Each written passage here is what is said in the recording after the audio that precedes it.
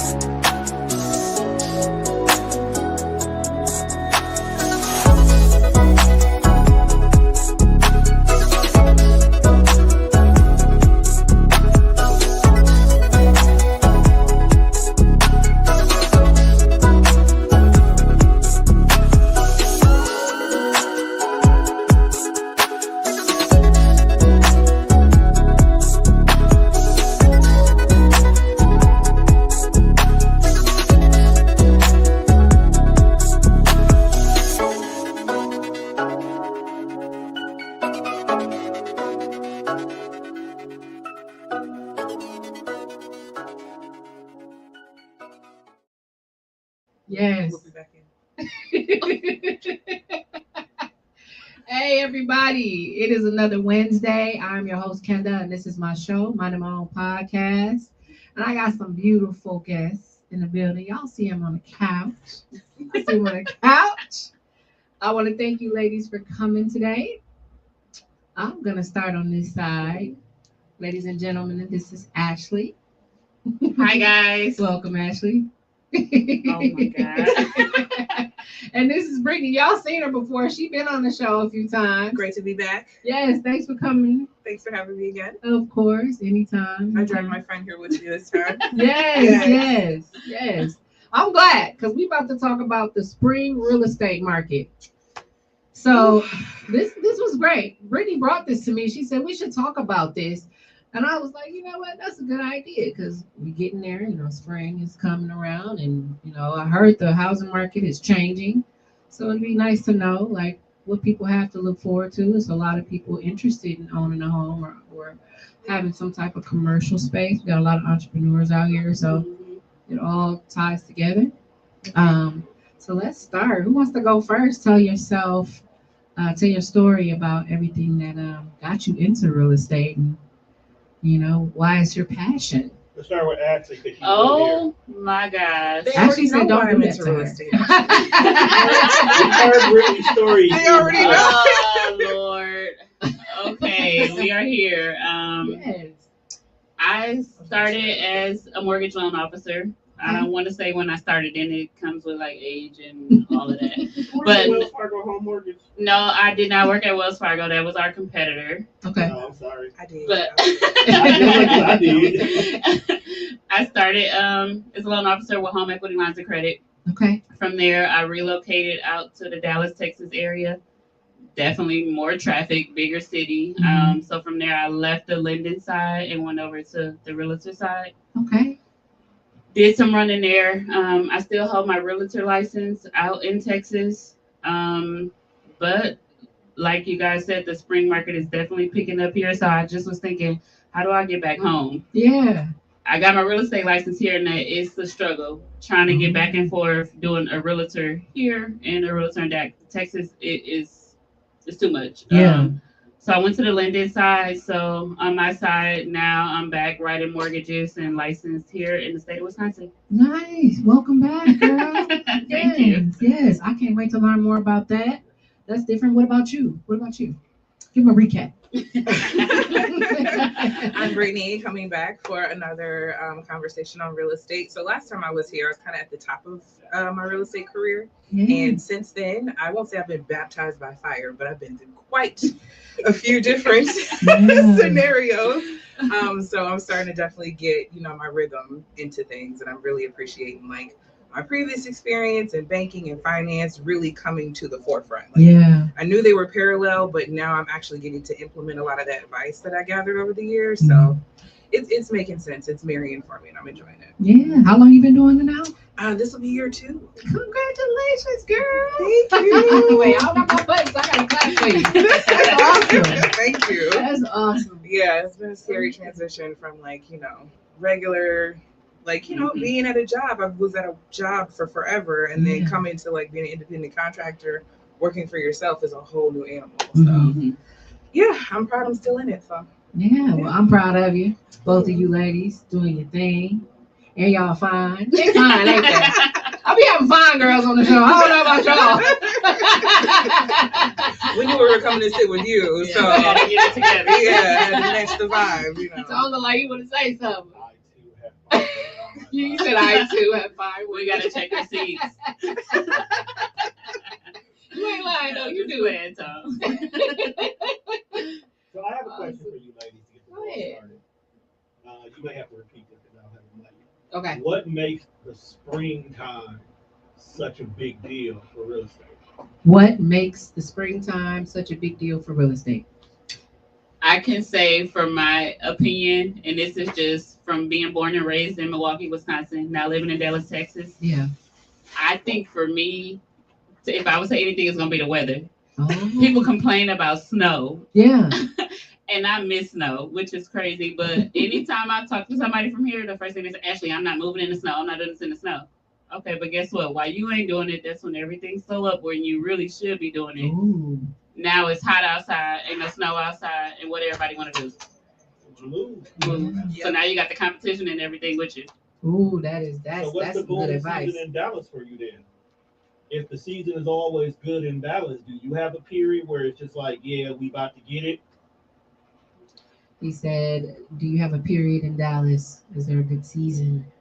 So Dallas is tricky. Dallas is more about numbers. Mhm. So it depends. It's like a give and a take where we're dealing with the interest rates of the market or what's going on in the media right now, what's in the news, what's in the headlines. But the main thing with Dallas, in terms of our market trend, I'm going to say more so we're based off of numbers. Oh, okay. We do see the relocation boom, spring coming, everybody getting out of school. We do see, too, a lot of sellers sell because our school districts are a little different there. So, again, going into the spring, kids are getting out of school. People are going into moving because they know now, okay, my kid is going into middle school or elementary and I want them in this school district. Okay. Relocation people, same thing. School is about to end. Now I'm ready to get me and my family and get out of here before the summer and get my kids adjusted before school starts again. Okay. Awesome. What are some things you noticed, Britt, about Milwaukee and the market? Very similar to what Ashley started to say as far as, people wanting to move. So real estate is definitely heavily influenced by life, changes. Mm-hmm. Someone, passes away, someone's born, someone's getting married, things of that nature. So yes, with the slow season when it's cold, obviously it's driven because nobody wants to move. And that's actually one of the best times to try to get a good deal as a buyer. Look at that. Because to your point, less people want to shop at that time. At the holiday season, people are wrapped up in each other and everything else. However, at the same time, it's a little less inventory. So you don't have your pick of the litter so much as if you do in the springtime when people are willing to sell because they know more people will be out and about. So it's kind of hard to balance between shopping in the slow season and the busy season for, both good and bad reasons. So what every pretty good agent should say is it's always a good time to buy or sell because absolutely. It's really driven on, what makes the most sense for you. Okay. Well, I think that's dope. Y'all sharing that because even with me, I'm not a homeowner yet, but I want to be. But now, even just like as someone that rents, I always move around July of every year, and I'm like, okay. It is a lot of people moving. It is trying to get a U-Haul. Yeah. So I'm thinking like if it's hard for a renter, what is it like for somebody getting a house? Like, so yeah, that's well, to that point, people have to play the game of managing their lease ending too, though, Yeah. right? So a lot of property management companies don't allow you to move in certain months when it's cold because they know they're probably going to have to hold an empty unit for a couple months. Because to your point, people want to move when it's nicer, right? So there are clients that have to make that decision of, how much time are we going to look for a home and maybe possibly have to pay, a mortgage and rent. Yeah. We try to be very mindful of people's personal timelines so we can help you manage that because I don't think people realize how long sometimes it takes to just find the house. Yeah. So like if 6 months before your lease is up, you really want to be a homeowner, you probably should, start to have a conversation with your mortgage professional, your realtor to try to see what the plan should be to make sure that, you get out on time and you don't just end up signing another year lease and hoping for the best. Yeah. I love that. That's good advice. So when you came to me about this topic, Yes. what were some of the top things that you felt would be the most important to educate people on? What do you think, Ashley? No, I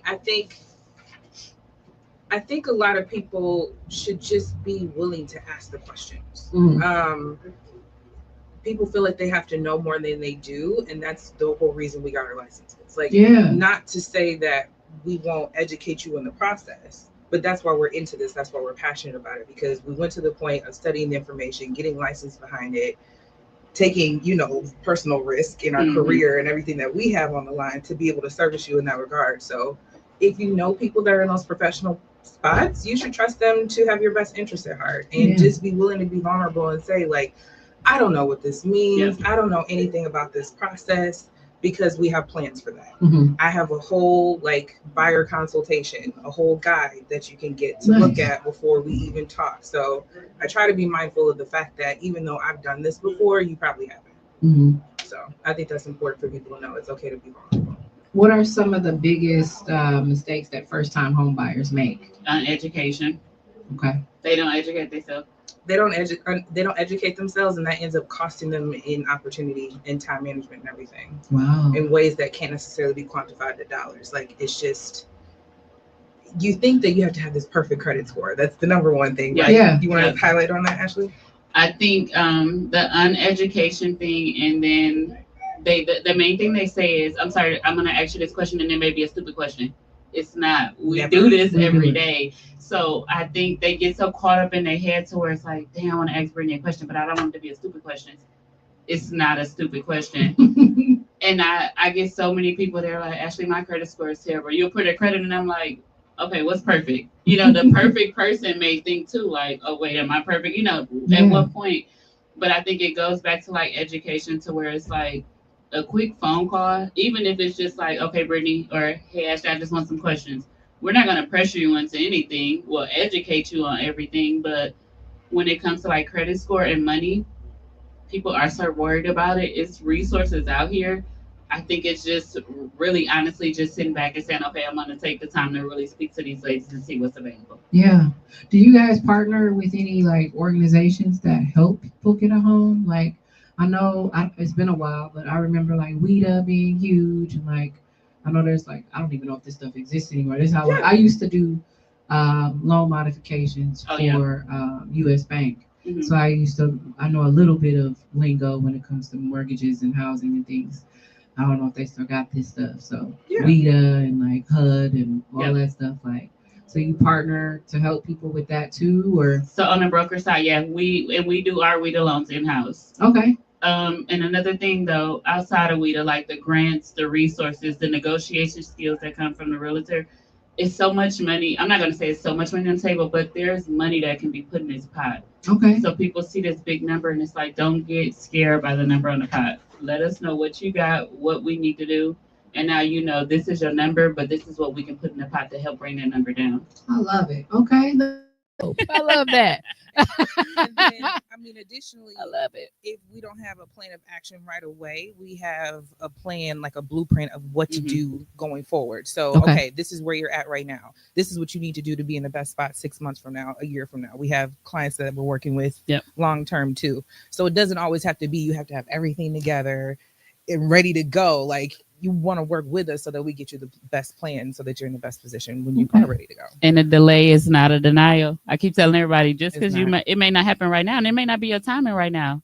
Take the time that you need to get everything in place, and there you go. Yes. Now, what about people who, because this is what I want to do eventually. I don't want to just buy a house. I watch a lot of those home remodel shows, and they will get your ass beat up and all type of shit. They be like, no, buy this crappy house and then turn it into how you want it to be. What about that? Like, what kind of advice can you give people who see these houses in foreclosure? Because we got some houses in the city that are like, ooh, I can't believe they selling that. But they be for sale. Yeah. And I would rather someone own it and make it something beautiful, because then it helps contribute to a better community, the value and the property value, the way that the community goes up. That's great for us, right? So what about someone who wants to do something like that? They want to take a home. They don't want to keep it the way it is, but they want to look at other options to make it their own. How do they go about that? Have y'all had that happen? Yeah, and you may tell me, Brittany, if I'm overstepping because I don't know the zoning guidelines here. But I can tell you what I get from the investors that I speak with here. And Brittany, you're gonna have to jump in on this one. Okay. They don't want the HUD homes. They don't. And this is where education come in. And I tell everybody, if I don't know, I'm gonna be honest with you. I don't know, but I educate myself to learn it. Yeah. I start looking more into it. It's so many rules behind it. If you buy in a city-owned home, Okay. the contractors have to be HUD certified. This has to be done. That has to be done. To where, yeah, you probably gonna find a HUD home for like $10,000-$15,000. But what's on the back street of this? Yeah. What do I have to do to meet these guidelines? And some of these industrial buildings, which will be amazing for like entrepreneurs right now, you can't do any modifications to that building.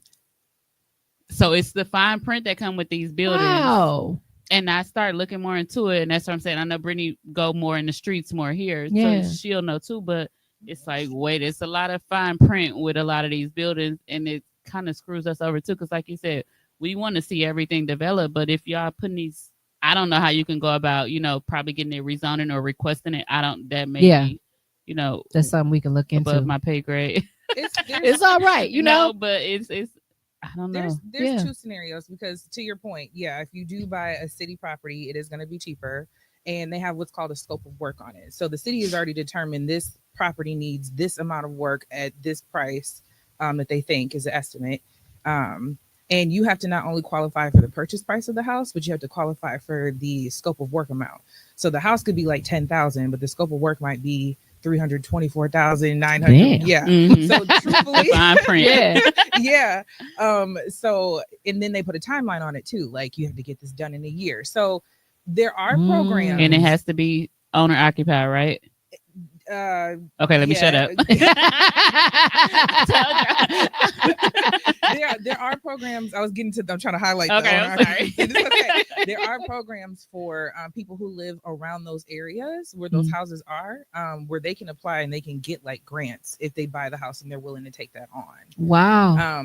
To Ashley's point, it's harder to find people, that have those qualifications with that kind of cash, but it is an option. Yeah. Or the second scenario is that, to your point, you get a home that's not falling in, right? Or if you're renting somewhere and you can take some time to do it, you look at the long game of it. To your point is, if I buy this house here, I'm looking at the area. Is the area growing, as far as businesses and things that are around it? Yeah.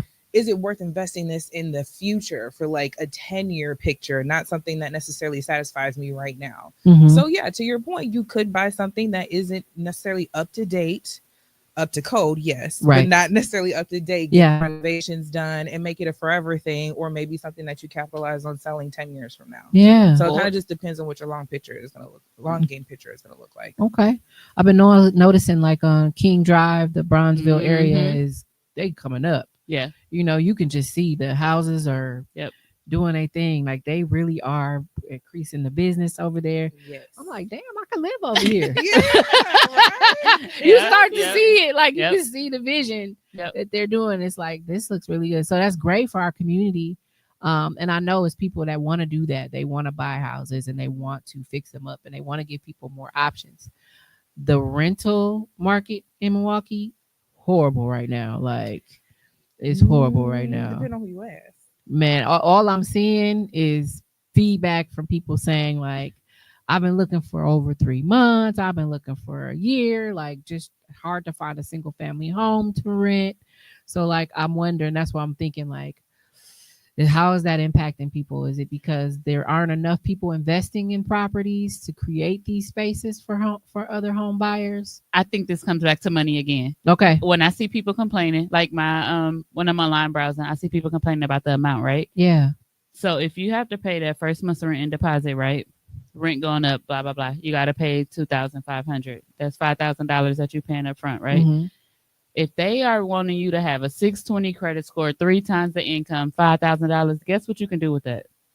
Get a house. Buy a house. Like Tell I'm 'em. trying to tell everybody. Tell them. You know everything you're doing for that man or that woman, that landlord. At the end of the day, that was your house right there. Okay. Tell I don't them. want to do this. I don't do that. You just did it. You Yeah. know, like, and it may be the small things, and people worry about the small things, but it's like I know for sure you met the income at this point.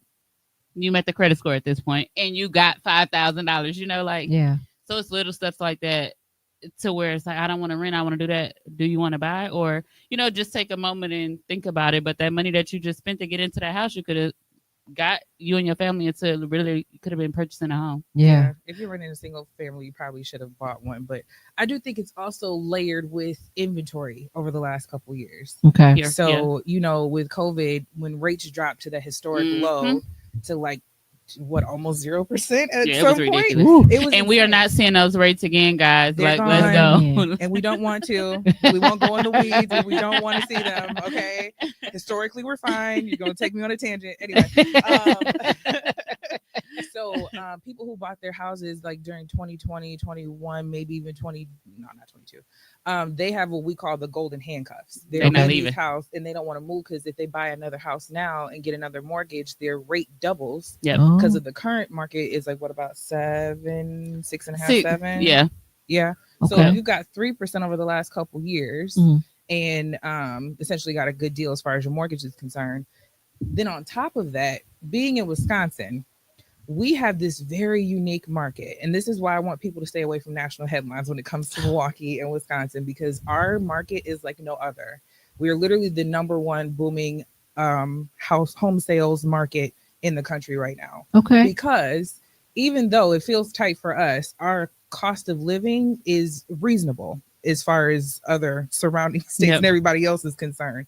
So we don't only have the people who have been sitting in their homes for long periods of time. They're not moving into, nursing homes and things like they used to. They're staying in their homes longer because it costs more to move. Yeah. Then you got the people who have the golden handcuffs. They don't want to deal with the new rates. Then you got the people who couldn't find houses during the golden handcuff period. They're in the apartment. So I really think it's a matter of inventory and finding ways to get people to move on to the next step. But people are waiting for this COVID era to replay itself. And it's not going to happen. Damn. We don't want it to happen. And coming from Dallas, I'm telling you, when I tell my investors, Brittny got a house coming delayed, or is it on the market? We go live tomorrow. Yay! Let's go. Open houses on Friday and Saturday. Please see my IG page.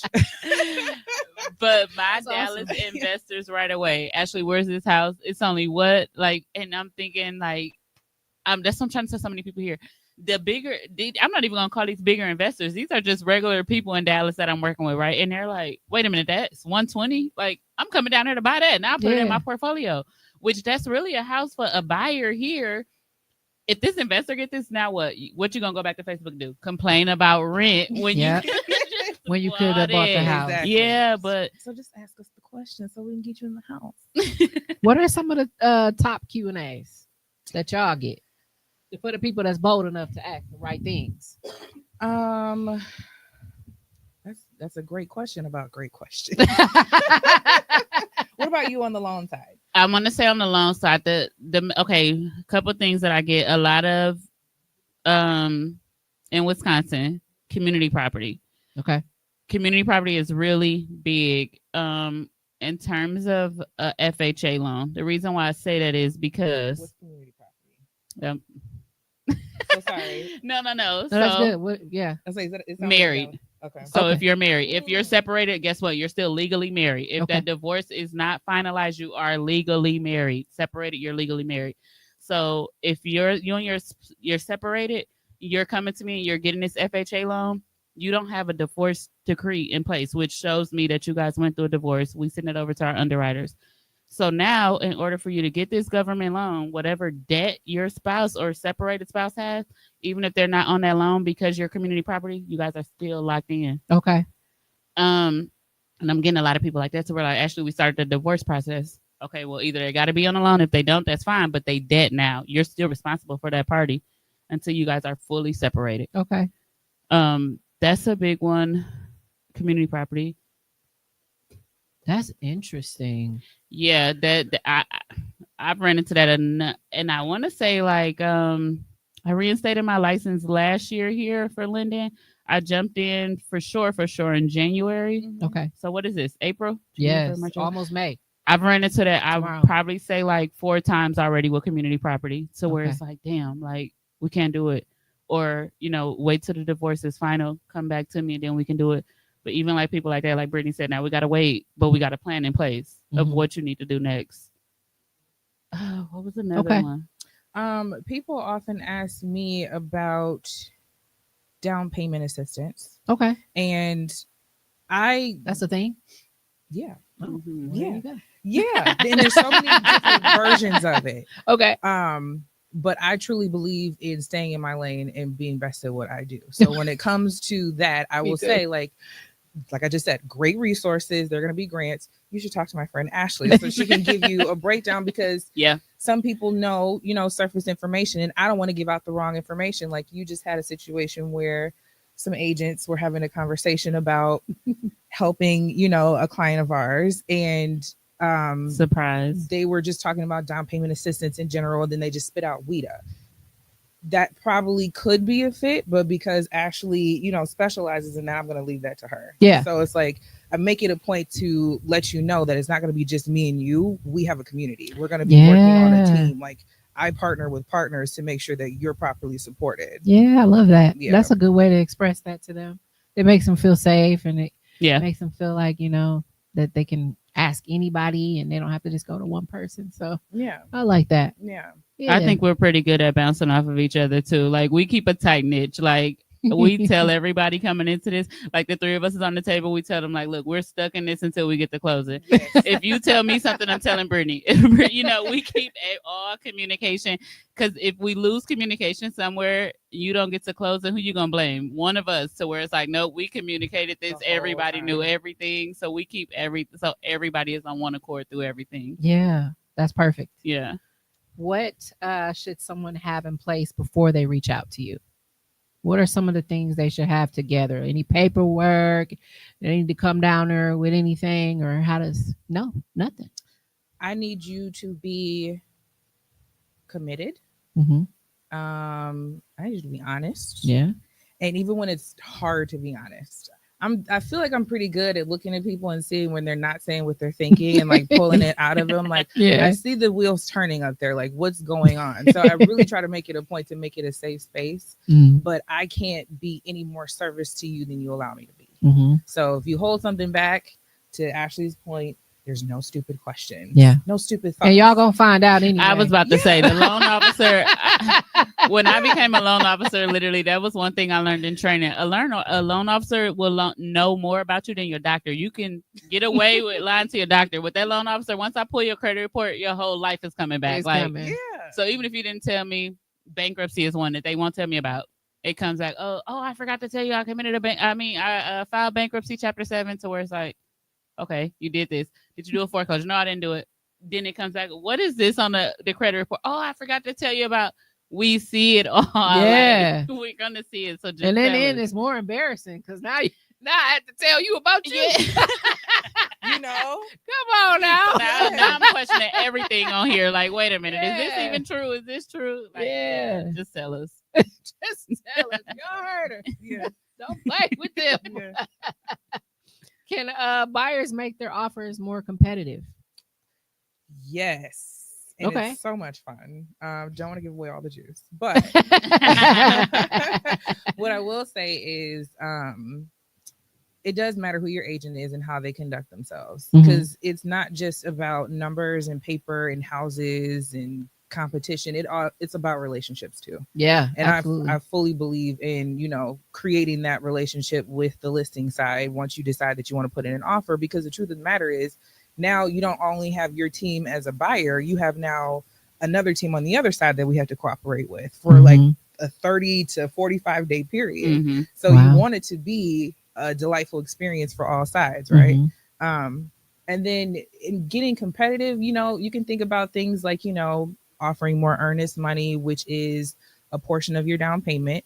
And the seller holds on to that because they need something to know that they're going to get something out of you either buying the house, which is the ultimate sale, or if you don't go through with the full contract, at least they have that in their back pocket, to Yeah. hold on to for coming off the market, waiting for you to buy it. Right. There is the inspection. So I always advise my clients to move quickly to make the most of their inspection period. In that time, you have to get your inspection done. And the general inspector is a guy who, I have one guy who calls himself a Swiss Army knife. Like, I know a little something about everything, right? Yeah. And then there are times where they have to recommend specialists. So we might have to have somebody come back through, get another opinion, go back and negotiate that. And in that time, you have to get your inspection done, negotiate, and close it out in order to protect what is ultimately your earnest money. Then there's appraisal. So if you are buying cash and you want the house, you can skip that. You know, that kind of shortens the period, and that's attractive to the seller because they're going to get their money faster. Yeah. Or you work with a wonderful mortgage broker who is able to execute a pretty quick appraisal. And that matters because, financing being the last part that kind of brings you home. As your agent, we're together while we're shopping. So we get real close. We become besties. We're seeing all these houses. Then we get through inspection together. But then I hand it off to my finance partner. And then she has to take over as far as this, appraisal and financing goes. So having somebody who can execute efficiently, quickly, in a timely manner makes all the difference when you're trying to be competitive. So there's other ways, but I can't, give away. And I think we've built it so tight to where before somebody goes shopping, it's already to the point where it's like we've cleared this so much to where if you mess this up, this is on you. Because we don't wipe this clean to where, okay, Brittny, I feel comfortable. Go ahead and take them out there. Yes. Because we're cleaning everything up front before you even go into a home.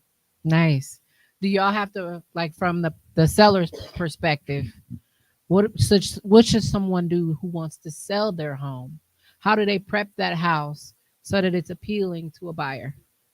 Are you guys giving that type of advice too? That's part of the listing consultation. Okay. So as a Compass agent, I have access to a tool that's called Make Me Sell. Okay. So with listings, with sellers, their main concern is making sure that they present in the best way possible, but that they don't sit on the market too long. Okay.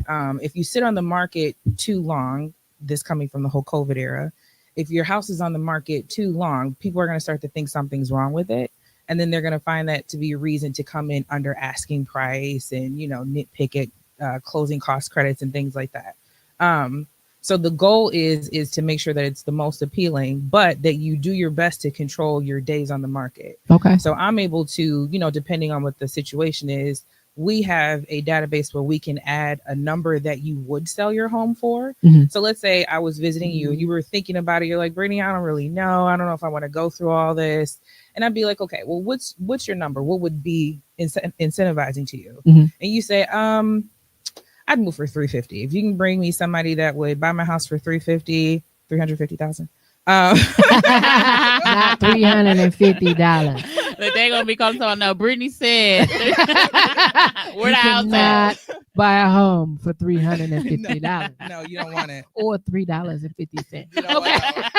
Because it's gonna have a scope of work of $250,000. Exactly. So let's say you're willing to sell it at $350,000. I could put that in your contact details in my system, and then the other Compass agents can see that. So if they have clients or buyers that are looking that price range for a home that's similar to yours, they can reach out to me and say, hey, are they really thinking about selling? Because I have somebody who's really thinking about buying. That's an internal process. Yeah. So it never hits the market, but you kind of get to test your price and get some feedback on it to see if anybody will possibly What's the name buy of it. it? That's It's cool. called Make Me Sell. That's good. Yep. Yeah, I that's actually sent a postcard out on that last week. So Let's go. That is cool. All you wanna right. think about it. And then the other option being going into delayed. So that's what I have with my condo listing in Brown Deer right now. That's gonna be quick. Y'all better get ready. I'm so excited. But so what we did last week is we put it into delayed. And what that means is that people who have access to the multiple listing system, which is typically agents, can see that it will be coming to market for purchase and showings in a week's time. Okay. So I'm still not accumulating days on market at that point because I'm not officially active for purchase in the market. Okay. But people with serious buyers can see it. So then what happens tomorrow when it goes active? Now, all this time in the last week, The attention that came. right, I've been building anticipation. People are excited. They can't wait to see it. The open houses are scheduled. Now My investors are flying out, so y'all better go buy that house. Yes. And if you go through my preferred lender here, she does have a $400 credit for you. But so now when it goes active tomorrow, then it pops up on Zillow, then it pops up on Realtor.com and the rest of the internet, and that starts day one. Nice. So I kind of just define, where the seller is and committing to selling to try to see where they would be at in the stage of one of those three options. Okay. I love that. Yeah. Now, do you guys have any recommendations on like, should the house come with, because I've seen like some homes come with appliances, some come fully furnished, some just come completely empty. Like, are you guys working with any of that type of? So we also, and I actually didn't even get a chance to finish. I didn't finish. I went into the whole thing, but it's okay. So in getting the home ready, you don't have to really do anything. That's also part of the listing consultation. I'll come in and walk through, and I'll say, okay, this is where we could be in the market as is. This is what you could do to possibly get the price that is similar to other homes that have sold in a nicer condition. Additionally, being a Compass agent, we have a concierge service. So if you don't want to be the one to have to do the painting and the renovations, and you want to do you want it to be updated so it sells for a better price, but you don't want to deal with it, we have an internal service where we authorize a line of credit to you to be able to do the renovations, and then it comes out of your net proceeds at closing. Oh, that's good. So it That doesn't is good. cost you anything up front to get your home in a better position, Ready to sell for selling, whether that's just staging, paint, the light stuff, or the big stuff. We need to knock out a wall, and it's actually worth it. Repairs. Yeah. So that's great. That's why I say, like, if you just want to think about it, you just want to talk about it, there's so many different tools and resources I have where it's just like, we can test it to see if anybody will buy it as is. This is what we could do to bring up the value. Do you want to deal with that? Do you want me to take care of it? So yeah. And as far as inclusions and things, if it's in good shape and it's probably half life or less as far as like appliances and things go, I think it's worth including like laundry and kitchen stuff. Because I've seen that too, like the shows again, y'all. See, I'll be watching that stuff. They be recommending that, like, get you a stainless steel fridge and let's update the cabinets in here. And sometimes they'll bring in an interior decorator and they'll spruce the place up real nice. And I'll be looking like, ooh, I love how they just did that. Like, that came a long way. They just give such good advice on like how it can look like. So y'all be doing that for real. Like, absolutely. Anything to get it sold. Yeah. That's dope. Yes, ma'am. It's a great Wow. time. Yeah. Wow. Yeah, I see a lot of people trying to move out of state, relocate, and they want to sell their house. And so, they're wondering, like, how do I go about doing this? Can they simultaneously be looking for a house in another state, getting approved for that also while selling the property that they have now? It will have to be. Go ahead. This is me. Okay, so like if someone here was selling and then Brittny calls me like, okay, I got a client who wants to relocate to Texas. The family is going to sell here. In Texas, on my end, I will have a contingency in place, but I think it will probably be something too where we would have to work out, be realistic with it. I mean, I've had relocation clients come from, I had one in specific who's ringing the bell because she stayed in a hotel for a week. Wow. It was not supposed to happen like that. She was literally supposed to come close, go back home, get her baby, get her family, and come back. But she sold in Vegas, and then the next day she flew out to Dallas to get everything closed there. Okay.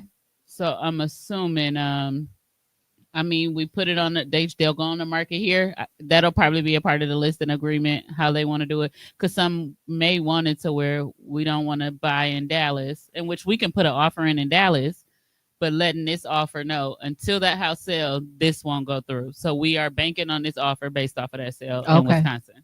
Okay. Yeah. So she's talking about a home sale contingency. They do it in The state contingencies. too. Okay, cool.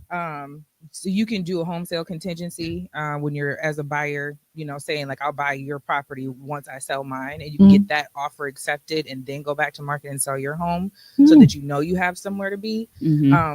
But I would say it depends on the time of year here of when you can do that. Like when it's more competitive in spring and summer, it's less likely to win an offer here because there are so many people in the market. And now that I think about it, I had one, and that one it didn't go good. I honestly, so you wouldn't recommend that because you can. It's so many done. Yeah, it can be done. I'm sorry, guys, but you can do like a lease back. So I've had some sellers.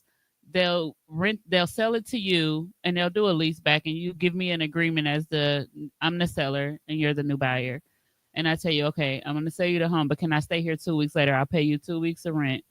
And then I'll figure everything out. So it's so many workarounds because I feel like with that contingency, the one that I had, everybody in the transaction at one point, they had a breakdown because it was so much that you're dealing with at once. To where some even the Airbnbs now that's a new thing. So you're not staying in a hotel for a week. Yeah. But so many different workarounds once you do that first sale to get that second purchase. But then that kind of comes back to it too. So, on my team with Horizon Homes, we've helped the client. We literally just did that for them. I showed them the house in Hartford. They have their home and they're not on a timeline to move. Well, kind of. She's pregnant, but they wanted to find the house without putting theirs on the market. And I don't remember if I don't think they had a home sale contingency. They didn't because they weren't on the market. Okay. So they went and put an offer in and bought their house in Hartford. And then we, in the meantime, had their home in the Make Me Sell system. Mm-hmm. So, there were leads, like it was my sales manager's clients. So his Make Me Sell price came up in my buyer client's collection. And I was like, oh, okay, this might actually work for you. So we kind of are working a back deal in the meantime. But again, they're not in the market, not accumulating days on market. Yep. And they're not taking the risk of having to balance the two, but still kind of getting a little taste of what it's going to be like to sell the home. So it kind of just depends on like how you set it up. You could do the home sale contingency. You could kind of go with a semi-delayed plan and do one part first. Mm-hmm. But it kind of just depends on what works best for them. So there's a strategy behind all these. Because generational wealth like y'all just came to my mind. I just thought about it. Don't sell that house, lease that house. And now that's generational wealth. Like, I was it's so many different options in it. Some people, they like I said, if the rent covers the mortgage, they'll say, all right, let's lease it out, and I'm going to go buy the other one. Now I don't have any debt on this because my rent covering it. Wow. So that's where it's like, just pick up the phone and talk to somebody. See, this why we'll just do this. We'll just, and you could do, and then you could. And so many options. I'm learning a lot. I hope y'all paying attention. What do you got? We got Vinny up here. He said, period. If they need a cleaning service, I'm here. Oh, what about that? What about people? That's a good look. You just gave me a question. Vinny inbox me. I collect vendors all the time. Mm-hmm.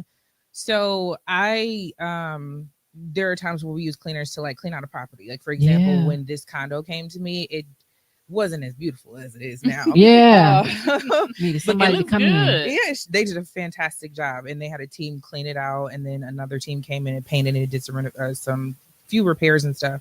But we absolutely do use teams to help clean because especially during the springtime, sometimes our go-tos are busy. Yeah. We have our favorite partners and sometimes they're busy. So I would absolutely love to have your contact information. So, make sure you drop that, Vinny. Mm-hmm. Make sure you drop that. Because that's great. That's great information because some people don't want to clean up the house. They just want to get all their personal belongings out and they don't want to do nothing else with it. They just want to move on. Exactly. So y'all have like partnerships or contracts that y'all create with these different services, like independent contracts. Like for example, if you did talk to Vinny, what would that look like for him? Is just having a conversation or referring him to someone? Yeah, I do a little scrubbing to make sure you actually do what you say you do. And I can't just blindly send you to, to somebody else. Brittny sent Vinny over here. He didn't even clean this out.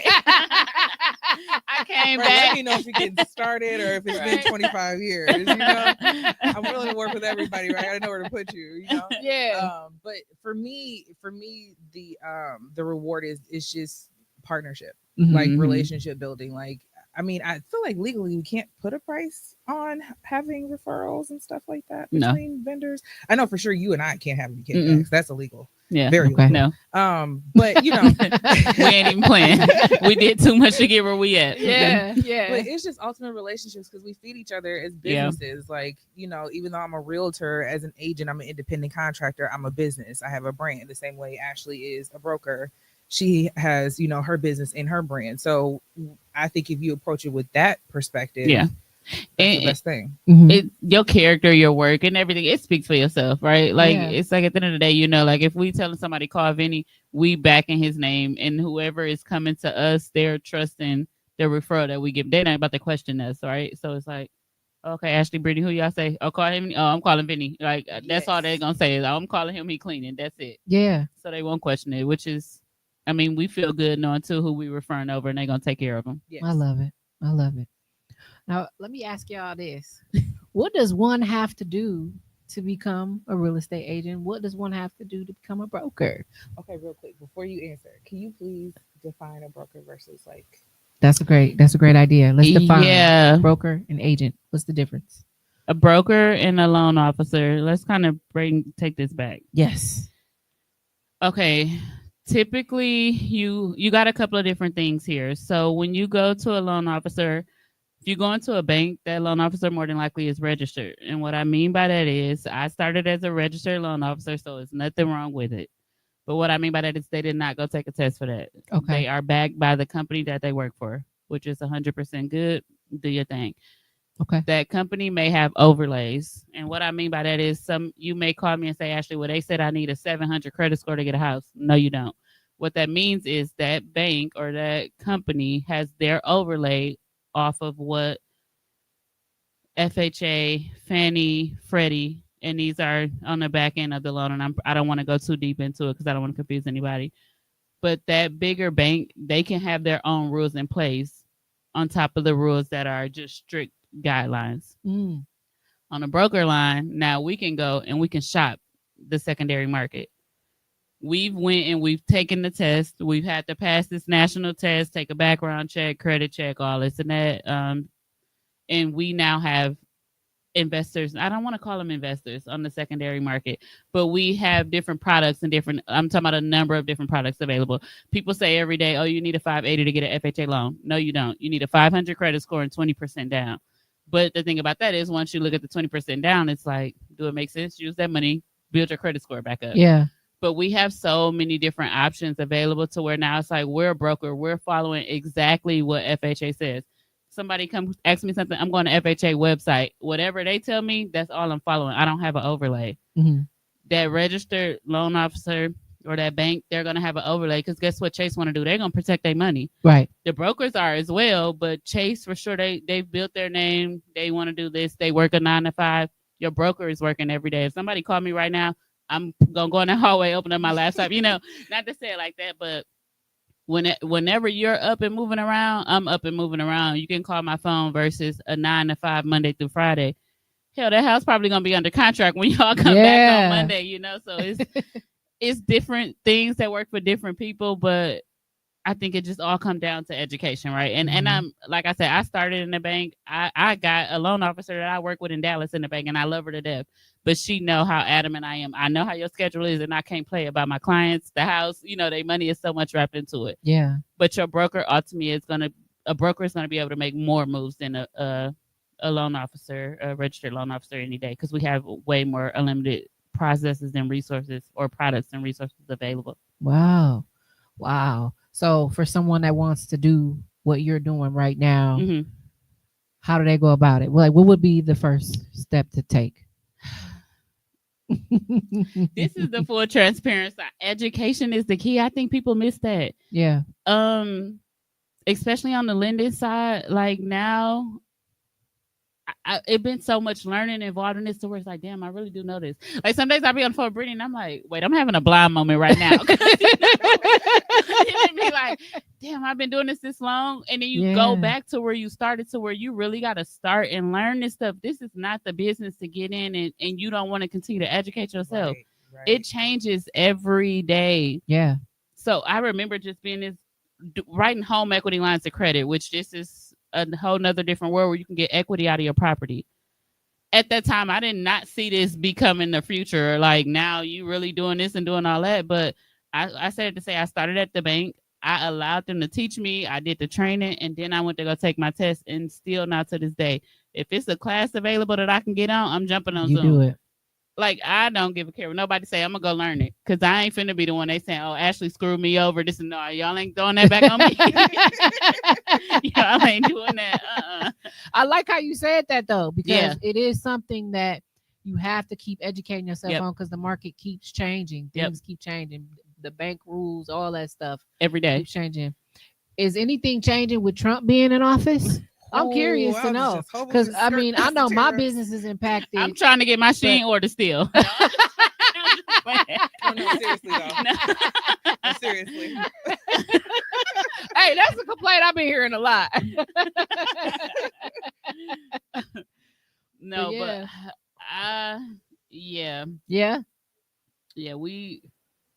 I don't know. I honestly, this yeah. Yeah. I remember we was literally like, what is going on right now? Like, Yeah. So it does matter who our politicians are in control So in order to impact the market for housing. It does matter who's up there. it does not. Quite. It doesn't. Oh, I personally don't feel it does, because, like I said, real estate isn't really relative to. I'm trying to be careful here. I know that's right. To politics like that. Like, it's relative to the market Mhm. in a way. Because you hear conversations about rates all the time. The Fed announces a rate decrease, they expect their mortgage to go down, and it doesn't quite react the same way. No. Okay. So there is some distance between the market and real estate, even though they're kind of running next to each other. Mhm. But like I said at the beginning, real estate is determined by people's life changes. So it kind of really doesn't matter who's in charge of what, where. Now it can influence the activity, Mhm. of whether there's more buyers or more sellers. Mhm. Absolutely. But it's gonna happen regardless. Yeah. Okay. Yeah. And that's the thing. Yep. So it kind of really just depends on what volume on which side. But We are living in a world right now, though, and I can feel it in our communities where the dollar is just the value is just going down. Like, That's why it's scary. Yeah. If we don't do what we need to do now, if these opportunities were in Dallas, the grants that are here, and I'm just like, when I learned about the grant, I'm like, okay, wait a minute. They go to closing, they sign this paperwork, and that XYZ amount of dollars is forgiven that same day. Yeah. What? Yeah, what program is that again? If we had, great question. it's just like stuff like that. Like, wait a minute, do people know this available? Right. No, they don't. That's the thing. Ain't no way. I'm like, so I tell a buyer in a minute, if this was in Dallas, well, I'm calling all my buyers in Dallas right now. Go apply for this. We got to go get this. Like, it's the opportunities in there, and the scary thing is, like you said, the value of the dollar gonna keep going up. And if we keep being scared or not having these conversations, we're going to continue not to break the curses. Yeah. I mean, that's the thing. To that point, like, things getting more expensive, like home prices, the average home sale in, I want to say Milwaukee County, last year, January, was 380-ish thousand. Damn. Now, this past January, it was 406. Oh my. So it's like, yes. So like you can easily just tack people on like getting G-Wags for that. $25K. Tell them to chill on the G-Wag. And just get You the do a house. Get the house, yep. Get the house. Because that G-Wagon payment going to be your mortgage payment. Period. Yeah. I was watching a video today, and it was a girl saying she was paying like 19 something, almost $2,000 a month for her car. She And bought that this probably really ain't even expensive insurance. car. Nope, that ain't even with insurance. You can have it, baby. Congratulations, girl. No. Like, yeah, Ain't enough priorities, room over people. But not only that, here. get that house, Mhm. build that equity in your home, use that equity in your home, go buy your car then. Yeah. If your car, it's so many different options to like, I just tell everybody, just start with that one home. Even if it's social media has killed starter homes. I don't know why. It is okay to start somewhere. Yeah, in a smaller house. Golly, like and work your way up. Yeah, nobody want to start. No, like what? Yeah. I mean, I think I don't know. I think people, I don't know. I feel like it's both sides. Like you kind of hear people, I think I hear people talking about starter homes as far as what we call house hacking. So that's when you buy a duplex and you live in one side and you rent out the other. Yeah. And the goal is for the rental to pay your mortgage. Mhm. That is an excellent way for anybody to start with real estate. That's what I want to do. Because even Especially Ashley, with the duplexes here. you Yeah. have there's an ability for you to build in that rental income as part of the income and getting the mortgage. So Yeah. it's like you don't necessarily have to have all the money for the mortgage itself, your future rental can pay for you buying the house now and then pay the mortgage as you're living in it. So then you're living there essentially almost free. And then you stay there for like what, 2 to 5 years. And if you're single, get you a roommate and have them pay for the one of them rooms. Now that's more income. Yes. Like, actually always breaking something down and like finding some more money. That's we always no, for real. Find the money. The money that everybody says it's there. We just gotta look at it from a different way. And Milwaukee has such a unique market for house hacking. Like it's really underappreciated here. I feel like they kind of messed up the whole Airbnb vibes though. Like they should. You think they? They should. I'm tired. I mean, yes and no. Like in certain spaces, it makes sense. So like downtown, close to Pfizer, Summerfest, like where Milwaukee shines, or like the lakefront. You know, where we really come to life for the unique culture that we have, especially when it's warm for 20 minutes. So it makes sense. It makes sense to have Airbnbs around there, but like throughout the city and stuff, in these basements, come on now, like take that off. Like we should do a sleep.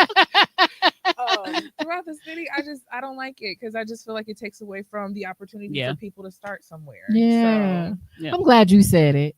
I'm glad you said it. It has its place. It does. It does, because people out here just doing some messy stuff. They just they keep watching the videos instead of asking us the questions. For real. You cannot YouTube University your way through everything. You can't IG Reel through everything, but So, I work in healthcare. We were talking about this. So I work in healthcare and I staff travel nurses throughout the nation. So one of my goals is to get a property and give these travelers a place to stay. That's great. They need to stay around some of the top hospitals here because that's who we staff. We staff the long-term care. We staff the clinics, the rooming, the Auroras. They need that. They need the rooms. They need the space. I got a DSCR loan for you right now. See, well, here we go. That's the loan I was just talking about. And I'm wondering, is that something that I could make a business? Like, is that something I could? Absolutely. Brittny runs the rental rate on that. We use that rental rate as income, not even your income. We use yep. We talking after this. And she's gonna track the equity, and then we'll track it together to find out when you can buy the next one. And that's what buy that first. So that's the thing. Buy that first one, and we go from there. Equity always builds up in there. Let's go. And let me stop. Nice. Let me not say it always builds up, but you just have to watch equity because it can play up and down. But for the most part, use your equity and keep going. Okay. Historically, Wisconsin's equity is appreciated 6% every year. It's mind blowing. What I done seen here. Yeah, it's scary. Like whoa. Wow. That's what I'm saying. We miss it. If we don't jump on this bandwagon, girl, we ain't gonna be missing it too much longer. What? Brittny put the house on the market. I said, Brittny, wait, I don't got 100,000 right now, but hold on, man. We gotta jump on. Okay. And we got another question. Hey, Savannah. Hey, girl. Okay, so I'm going to try and read. Dang, that's so small. Why do these inner city homes that look like trash are going from $1,300 and above where you can live in Mequon or in Menominee Falls for a couple $100 more with all the updates and the amenities? Oh, that's an apartment probably versus a house. Hey. She said, okay, so why I can't see nothing. Why do the inner city homes that look like trash? Basically, what we was just saying, how they increasing this rent. Yeah. And once you get done paying that, but she said the amenities, the condos, the houses. Okay. Brittny, you may know more of it. I can say this. So, like, if you go on the north side of Milwaukee, some of them houses look like the big bad wolf could just blow it down. You know what I'm saying? Yeah. I'll be like, that house flimsy as hell, and it's for sale. But okay. And then you might go on Menominee Falls. You might go in the Mequon area. House look way better, and it's about the same price. So I think she's trying to understand how come the value of the house isn't aligning with the way the house looks or the amenities of the house, the updates. It depends on a couple. How are they deciding these prices? Two things are happening to answer that part of the question. One, sellers still think it's COVID. It's not. So as we're seeing in the market, that we were just actually talking about this in a team meeting yesterday, we're seeing a lot of corrections. Yep, she said right. She know. So sellers there are properties that are still priced kind of high. But that comes from basic economics, right? Like there's smaller inventory, so because there's less available, they can drive up the price. I got an idea for y'all too, because y'all sitting here and I always get a light bulb that goes off. Y'all should start a real estate podcast together. That would be really dope. And not only would y'all, we gotta be live like this? Yes. You don't have to be all the time. No, Ashley, I choose to be live, but you can pre-record your episodes and have them air later. Record. You can record them and air them later. But no, seriously, y'all would make a great duo. For one, for two, you said people are missing the education, so educate them. I know that's for right. For three, increase your sales because now you got an audience, a platform, and now people fuck with you. For real. Like your personality, the way you acknowledge everything going on in the market, right? And you acknowledge that these are real people. No, seriously. And so you give them something to relate to, but also you're helping them through the process, and they have something to look forward to every week, knowing that you got a show for them and they got something to learn about. Now, goddamn it, now we done went to every week. Well, listen, once a month, however often you want to do it, but and you can do it from your home, wherever you are. You can definitely record yourself, or you can just be live through a camera. I've done that where someone has been on my show that hasn't been physically here. It's so many ways that you can do it, but I'm sitting here and a light bulb went off and I'm just like, y'all need to just do your own show about this, exactly this, about your expertise, and continue to, as you educate yourself, you're educating people. That's true. 100%. And you can actually come on the show and say, okay, so today I want to show y'all or teach y'all about what I learned today or what I learned this week in this class. That's true. Or some of the new changes up and coming for this season or next year. Yeah. This is impacting the housing market this way. You're really educating people. And now you have this platform for people to trust and become more safe with you. A safe so, space. Yeah. So, I mean, it's just a thought because I think that's something you two would thrive in. You got great personalities. You're good to look at. And you and besides those things, you know what the fuck's going on. Yeah. And you're smart at what you do. You're strategic and you're passionate about it. Yeah. So why not? Oh shit. Oh, we should do it. You should definitely do it. I actually was going to talk to you about it after Because I actually have something in the works. And now apparently we're going to get married about this. So yeah, we'll come back to that. But Savannah, to finish answer your question, sometimes it's just about, I'm having a hard time picturing exactly what you're thinking about, but the example I'm thinking about is like Bayview versus Mequon. Similar price points, but you see the value differently. Yeah. And in Bayview, that market is really hot and really competitive right now because they have all of this original character. Yeah. So like in the last few years, as you know, with new construction, you do a lot of that in Texas. It doesn't necessarily get cookie cutter, but you kind of come in new construction and you know what to expect. You're going to probably see the grayish walls and the LVP flooring and, the things. Yeah. Which is great to have new, right? As far as the long-term picture goes, as long as the inspection clears. Hello. When people start to spend close to like 400, 500,000, they want to know that they're going to get something that's for them. So I feel like in Bayview, you're seeing these homes that are almost 100 years old or 100 years plus, and they're $500,000. And to Savannah's point, some people might think that might not be worth it, but then you go to Mequon and you get something a little bit fancier. So I think it just comes down to what kind of buyer you are. To preference. Yeah. And because those older houses have a certain charm, and that you have to be into that. They're brick and bone too. Yeah. That brick and bone and these COVID bills, baby, we ain't getting the same brick and bones we was getting before at all. Damn, that's the thing. People gotta get with the times. We gotta just keep up. Be honest with yourself. Yeah. So I mean, I hope I answered her question. Yeah, and she said the having cracks in the room, so that's got to do with foundation. The rooms having cracks and the rooms be small. Is she speaking to maybe payment because? She said $1,300. So that's what she was saying. Like they want $1,300 in Menominee Falls, and then they'll want $1,300. It'll be on the north side of Milwaukee. The north side of Milwaukee will want $1,300. So that's why I was saying, is she comparing a house to an apartment? Because in Menominee Falls, can you get a house for $1,300? No, rent? And I think I want to say she's comparing payment, which comes to the point of,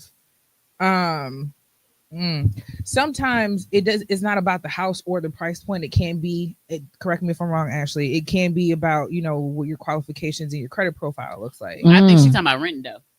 Okay. Are you talking about renting, Savannah, or are you talking about owning a home? Or are you? Yeah. Because a $1,300 payment for rent that's not so great, something that's not so great in Milwaukee, but you could probably own a nice condo for that, but it's probably going to be smaller, right? Like in Milwaukee, if you're paying $1,300, you're probably getting a little bit more square footage, but it's not the cutest. It's not a date, right? But you get more space. Whereas Germantown, a fully updated renting. I have a fully updated renting. Oh, a rental. A fully updated rental. In Germantown, a fully updated rental. But in Milwaukee, you probably don't get a fully updated rental. It might just be. I wonder if the size. It might be a size. I think that's what I'm thinking too, because I know just for me coming back and forth and what I've been seeing, and again, this is not for me being in the streets every day, but I'm noticing like that Mequon. What's the other one, you guys? By Bayshore. Whitefish Bay. Start with an F. Fox Point. Okay. So but that $1,300 for them is an apartment. It's not a house. Yeah, and it's probably a 1-bedroom. And they updated. Yeah, they nice. They got the amenities right, but it's not a single family house. Yeah. That's what I'm noticing. And then I do see the $1,300 housing, and I think it's just going with the dollar at this point. The owner sees where the opportunity is there to increase it, and they just do it. If it's allowing it based off of what's going on in terms of quote unquote comps in the area. I mean, it could be like this house ain't shit, but the comps are helping support that $1,300 rent, unfortunately. Wow. I hope you got that, honey, and that makes some sense. Otherwise, if not, you can definitely talk to the girls later, and they can help look into it for you if that'll help. But that was a good question. Thank you. Real good question. Yeah, I'll be wondering that too. Like, damn, this house look like. Yeah. You're so silly. And then some of them look a little tougher to blow down, if you know what I mean. Yeah. And comps will help you. Comps can make or break you. Yeah. But it could be the trashiest house on the block. But guess what? If them comps support that house, baby, you can't. They got it around them to support them. Yeah. That's the fucked up part of it, you know. She said it come with the territory. It come with it, yeah. That's the crazy that was thing. A good question. I know a lot of people are wondering that, especially renters. I just hear the complaints like, how come they can't even update the cabinets and it costs this or because they're rentals. Yeah, they only gonna do the bare minimum because they ain't gotta live there. Right. It just gotta pass it's just gotta be livable, and they ain't gonna do something unless they gotta do it. Well, it's gotta be one of the two. It's like and on top of that, if you've been there for a while, they're just increasing because they can. To Ashley's point, they're not gonna do renovations, but you almost don't want them to at the same time because then once they're done, they probably gonna double your rent. They definitely don't. Because give them a reason. Value says at I could get this because the quality is now this. So it's just like. That's where the scary thing is going because gentrification is happening if people don't see it. And what that means is like you can drive down the block, like you just said on MLK, how you seeing that change in Brownsville. Pay attention to neighborhoods now. You're going to start seeing them old houses, but them new houses coming in. Them new houses are coming with a bigger value. Which is going to impact everybody. That whole area. Yeah. And the prices are going to start going up. It's going to start going up. So you got to get it while you can. Get it while you can. Because gentrification is going to happen. Wow. What she says, thank you. My apologies. I'm all over the place. I'm taking out my hair and trying to talk and text at the same time. That's pure talent right there. Yeah. Pure talent. We know. We get your pain. Well, this is great. I really love this, talking to you ladies. This has helped me a lot. Good. Y'all done really, I came with questions. I said, let me make sure I know what to ask. So this is great. Let me ask you something else. What would, actually, you know what? Let me ask this one. What would you say makes a neighborhood a hidden gem? Can I answer that? That feels illegal. Did you say it's illegal? Yeah. Really? So fair housing laws keep me from saying things like that. So I can't speak about like demographics. Okay. I can't even talk about registered sex offenders in the area. Wow. I can't talk about crime rates. I can give you resources to look into these things. Can right? you say if somebody died in the house? I was just gonna say, nope. Damn. Nope. I done seen Amityville Horror, and Yes. Yes. somebody should have told them that wasn't right. No. But you said you can't do that legally. Okay, that makes sense. That makes sense. That's interesting. Okay, so then y'all gotta check out the neighborhood yourselves. Google. Yeah, Google the address. If anything happened there, honestly, you're gonna see it. Yeah. If it was whatever happened, you're gonna see it when you Google that address. The news article gonna still pop up. Yeah, that's okay. So yeah, just do y'all research, get educated, because don't try and get them in trouble. We ain't gonna let you. Yeah, you can't get past that. Okay. Last question. How do y'all stay motivated? And this industry is very competitive. You know, and earlier you was talking about how it was been up and down. You know, how do you keep waking up every day saying, I'm gonna do it again and go sell a house? I know. What type of faith you gotta have to do that? That's the big word. That is the biggest word that I have been hanging on to since 2023 September when I left banking. It is truly faith. It is so much faith. Faith. She like that's faith just in it. God, faith in me, faith in the purpose, faith in the process. Even in the spaces where things fall apart. I actually had that for the first time. I had my first deal fall apart, and I was just like, "What?" But you know, truthfully, it depends on what you take from it. Like, was this an opportunity for me to learn how to be better the next time? Because with some clients that I have now, they're getting ready to close next week. And I started with them in January. And it was like we went through 3 different offers and they loved the house every single time. And then we didn't get it or it didn't work out. But I realized that I was getting better at writing their offers. I was getting better at understanding the market that they were interested in. And I found new ways to be better for my next set of clients. Yeah. So if you just look at it as like true conditioning for a commitment that you hold near and dear to your heart, all of it is worth getting through every single time, no matter how ugly it gets in the middle. Wow. See, I love that. That's inspiring. I love that. What about you, girl? I'm gonna say my faith too. I just think what's for you, nobody or nothing can block what's for you. Preach. I ignore the noise. I mean, I tell Brittny all the time, I keep a monotone. I have learned in this business to ignore everything around me, and just keep going. I'm not getting caught up in it. Yes.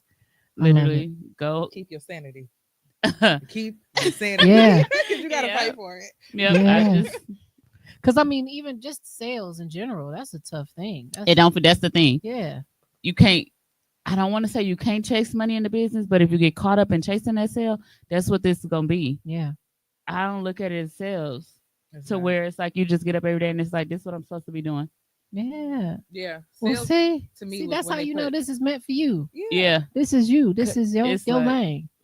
Yeah. I can't look at it like money. I'm telling you, like the blessing and the faith, like the whole me will be like, damn, Ashley, this where you at right now? Because some days I was just telling my friend on the way to a showing with Brittny earlier today, I'm on the phone with her and I'm like, if somebody would have told me this was it right here, I would have been like, no, y'all lying. And I was like, oh yeah, I can't.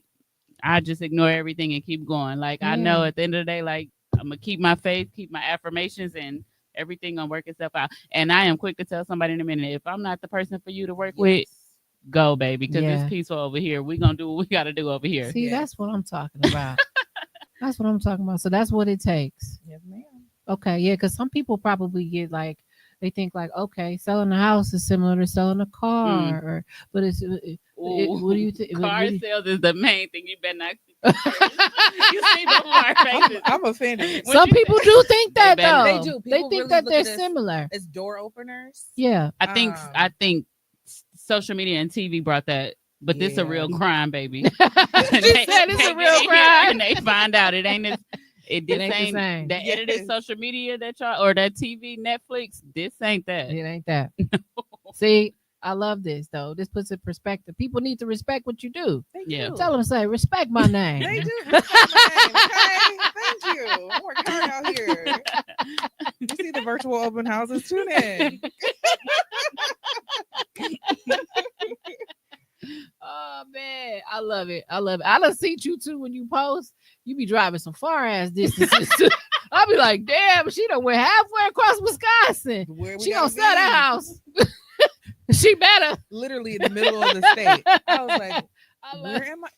Pittsville. Okay, well, I guess that's where we going come today. on, yeah. And she loved it. Great.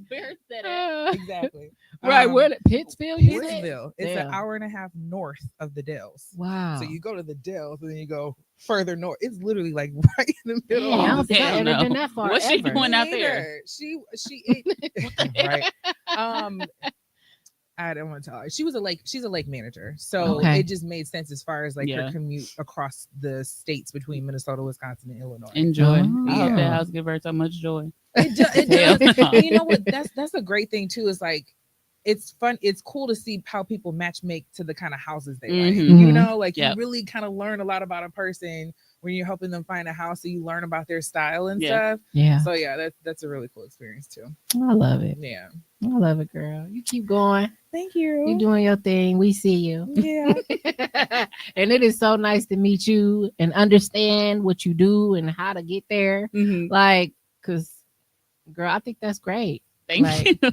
Yeah, that's a different road. Some people probably don't know they can do that, you know. I had only one other person on the show that talked about real estate, and she wasn't a licensed real estate agent. She did it some other kind of way, and she was talking about classes that she does, and she was like, you don't actually have to have a license. And I was like, really? So this bring it full circle. Hold on. She Bring said it full agent, circle. then I was about to say, well, agent, realtor. Yeah. So there is there's 3 levels. I'll do 3. There's wholesaler. Well, I shouldn't say levels, but there's wholesaler, real estate agent, and realtor. A wholesaler is like a middleman. So they get the property and they essentially get it for cheap. Those are the people that when you hear it on the radio, we'll buy your house for cash. And I'll be saying that a lot. Yeah, they are going to offer you like half of what it's worth. And that works for people who have homes that maybe not be appealing to the market or they need to move fast, whatever. Okay. So the wholesaler gets the contract to purchase it. And then before the closing, they need to sell it to somebody else. And then they get a profit off of what they sell it for versus what they bought it for. Okay. So they never really take full ownership of the house. They just find the contract to purchase to sell to somebody else to actually finish closing. Okay. Real estate agent is the person who gets licensed. They sell homes. But a realtor is somebody who is a part of an association, a professional association, and we're held to an ethical standard. Okay. So yes, technically a real estate agent and a realtor are both agents, but being a realtor, you just have a little bit more accountability as far as that association goes. Thanks for clarifying that. Because I think people don't know at all. That's good to know. I mean, we wouldn't expect them to, but that's part of talking to us. And, finding out all that fun stuff. So. Yeah. See, I would want to work with you because you got your shit together. I want to make sure you know yours together. Yeah. You went the extra mile to say, hey, I want to take more responsibility for your experience. So that makes me trust you more because you did that. You didn't just say, okay, I'm gonna just take this and like, let me go the extra mile to assure them that I'm here for them and I'm going to be responsible in the process. So that's what that tells me. Yes, that's what that tells. Same with you. You went and got your license, yeah, that tells me that. Did she have anything else to say? Nope. Okay. Thanks, Savannah, again. Thanks, Vinny, for tapping in with us here on Minding My Own Podcast. This has been a great time with you ladies. Anything else y'all want to add? Anything else they need to know? Y'all want to give y'all social media or anywhere they can reach you if they're interested? Brittny, you always do that though. I am on social media. Instagram, loan officer _Ashley. And from there, I have a link that'll get you everywhere you need to be with me. Nice. Thank you, honey. Same on Instagram. It's BRITTNYKEYS.realtor. And then I also have a link in my bio with all of my contact information. Awesome. Y'all got it. Make sure you write it down. Or you can play this episode back on my YouTube channel. Everything is on the screen at the bottom. This is how you get a hold of me. This is how you can access any episode. Go ahead and play it back if you missed something. But again, thank you, ladies. This has been great. Thank you for having us. And y'all better do that podcast. I ain't playing. Like that's gonna boom. Watch. I'm telling you. Q2, we got you. Yes. Okay, Q2. There you go. Is. Y'all be looking for it. And Tone over there peeping around the corner like, let me be your producer. Yes. Yes. Please guide us. Yes. Pre-record us. We need 2 a month. Yes. TDR.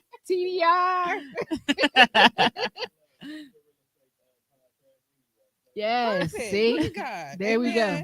Okay. See? There we go. I knew it was a need. It works Y'all its gonna be the way one. out every time. Yes, it's meant for y'all. So yeah.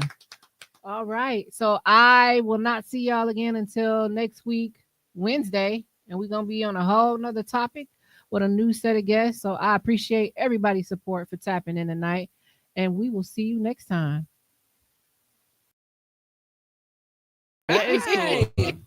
That was fun. Wasn't it fun? See, I told you you'd be all right. No, you are amazing with this. And you do it though.